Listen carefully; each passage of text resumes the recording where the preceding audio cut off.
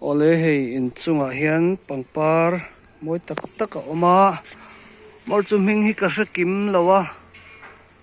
ka hriat kan soi ange hei hi saron ania hei po saron bok ania hei hi chu thấy bù phái thấy bu phai thấy to ania chuan hei toi to thấy hai thei khai nia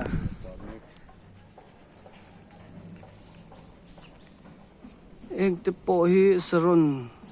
vek khala nia saron vek ania he tai tomato par ania chuan ai po saron vek ani mai hei hi aming kan hremi a lo mai a aming sia mei che khan in hriat ka ringa aming hi lo soi teu in par nge ni don ni hei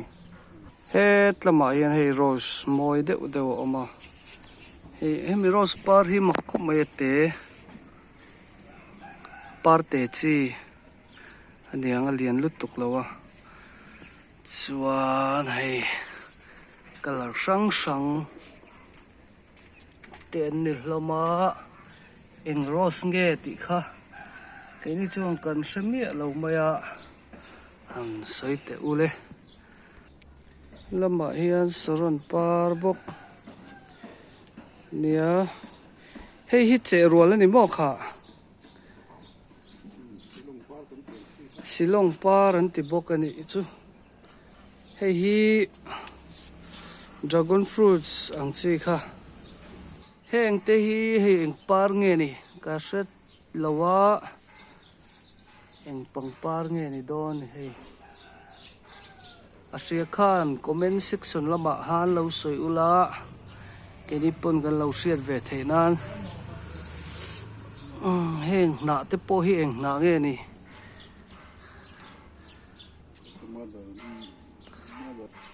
mother in law stam helai mi zoki mo stang mo cái chuan ka hre ve chi lo ni hi heng te hi ron soi te u hei kum tluang par hi la thua te pok an mu thina kum tluang tan ti ve lang chi ga khan hi kum tluang par ania ma se par chi sang a oma chuan he lama hian hei pangpar chi sang a oma heng hi enge ni a hming kan hre lowa chuan noi lama po hian hei eng te poi kan hremi lowa tiang par te po hi eng pangpar nge ti kha kan hre lo ta ni chuan heng te po hi ui thin thang ani mo han an soi bel ve ula hei khai chi andia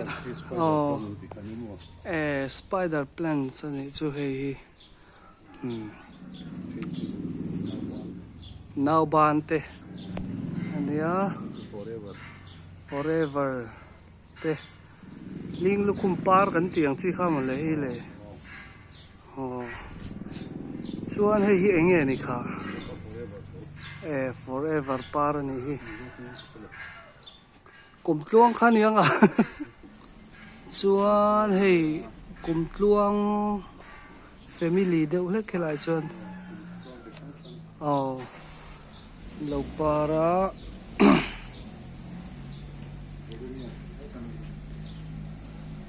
engwa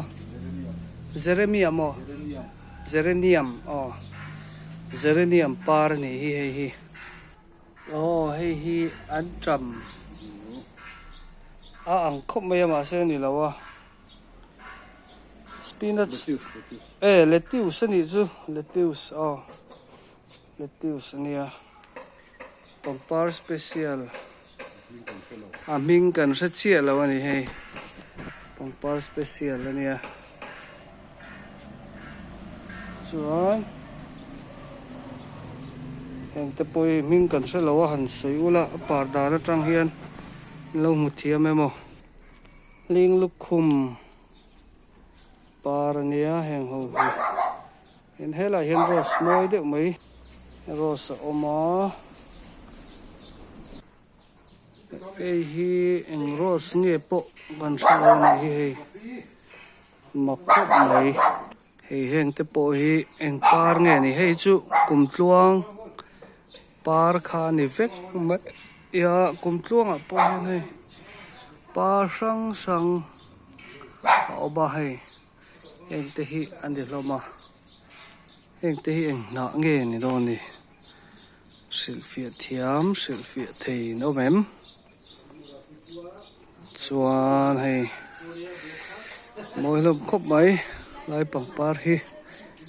khu lai khuan par pawl mak dang dai deuh ama en china eng pangpar nge ni he lai hi hei par pawl mak dang dai deuh ama chuan hei pangpar te en kol hi ngai khawp mai a to perah chuan hei pangpar te zingah ser ani hei pangpar hi la thua kan hmang na sa em em a pangpar angin min party ro ti te pangpar angin ka che zia lan ti rang che ti te ni a hei pangpar hi khuai ten an bawm a helai hi khoi churin alo bawm a an par bakah hian an zu te than an chuah thin a pangpar hian mi poi soilo em em a kan nun pawh hi mihring nun pawh hi hla phuah thiam te chuanin pangpar ang hian par chuak sela tiang ten an lo ti thina chuwang chuanin hei mihring te hian kan en ton atan pangpar hi leilungah hian pathian a lo dah a tu ma tan a hnok sak loin ti hian mi te tan par mawi an chuah thin ani tin mak vele deuh chu la thu then khata ro chuan rose par mawi tak pon hling a nei an tia hi rose par chu ni chi lo mar chu hei hling hi nei na sa em em mai ni hling hi nei ama in ven ve na tur ni om tak ania an thliah top chi kha ani lo a rose par mawi pon hling a nei an tia hei rose par mawi hian hling a nei em enang hei helai hling a nei rose par in hling a nei tlat ngai chuan kum tluang par te ne par hrang hrang te ni kang kha in lo en atan kan du a hei hi hriat lo bawk ania lakara le felania nakal te bate nakal te felania